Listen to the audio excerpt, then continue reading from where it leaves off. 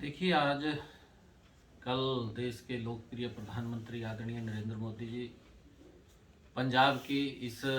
पवित्र धरा के ऊपर, ये गुरुओं की धरा है, पीरों की धरा है, इस पवित्र धरा के ऊपर देश के लोकप्रिय प्रधानमंत्री आदरणीय नरेंद्र मोदी जी फिरोजपुर में आ रहे हैं। उसके निमित्त पंजाब के अंदर मेरा ओबीसी वर्ग में, ओबीसी समाज के अंदर लगातार संपर्क में कर रहा हूँ और हमारे ओबीसी में सम्मेलन भी हो रहे हैं लगातार। उनके बीच में जो ओबीसी वर्ग के लिए देश के लोकप्रिय प्रधानमंत्री नरेंद्र मोदी जी ने किया है, वो ऐतिहासिक कार्य आदरणीय प्रधानमंत्री जी ने ओबीसी समाज के लिए किया है। ओबीसी वर्ग जिन समस्याओं को लेकर के, जिन कार्यों को लेकर के लगातार मांग कर रहा था, परंतु उनकी मांग को पूर्व की सरकारों ने कभी पूरा नहीं किया। वो पहली बार है कि देश के प्रधानमंत्री नरेंद्र मोदी जी ने ओबीसी समाज को एक बहुत बड़ी सौगात अपने कार्यकाल के अंदर दी है, क्योंकि कांग्रेस ने तो लगातार ओबीसी वर्ग को एक वोट बैंक के रूप में इस्तेमाल किया है, ओबीसी वर्ग को रैलियों में अपनी संख्या बढ़ाने के लिए इस्तेमाल किया है। जब ओबीसी समाज के हकों की कोई बात आती थी या ओबीसी समाज को कुछ देने की बात आती थी, कांग्रेस पार्टी ने उसको दबाने का काम किया, कभी उसको हक नहीं दिए।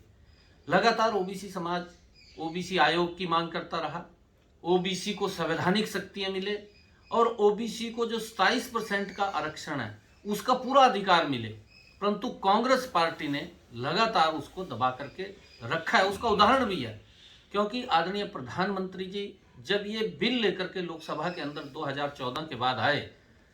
तो लोकसभा के अंदर हमारा बहुमत था, हमारा पूरा मैंडेट था, 282 सीटें हमारे पास थी, परंतु राज्यसभा के अंदर हमारे पास बहुमत नहीं था। और जब लोकसभा के अंदर तो वो बिल पास हो गया, परंतु जब वो राज्यसभा के अंदर गया तो वहां पर कांग्रेस पार्टी ने वो उसका विरोध किया और विरोध किया तो राज्यसभा में जाकर के गिर गया। और उसके बाद फिर 2019 का जो चुनाव आया, उसके अंदर देश के लोगों ने नरेंद्र मोदी जी को बड़े बहुमत से फिर बैठाया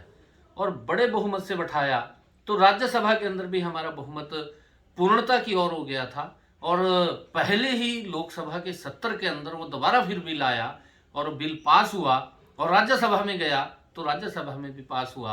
आदरणीय प्रधानमंत्री जी ने ओबीसी आयोग बनाया, ओबीसी को संवैधानिक दर्जा देने का काम किया और ओबीसी को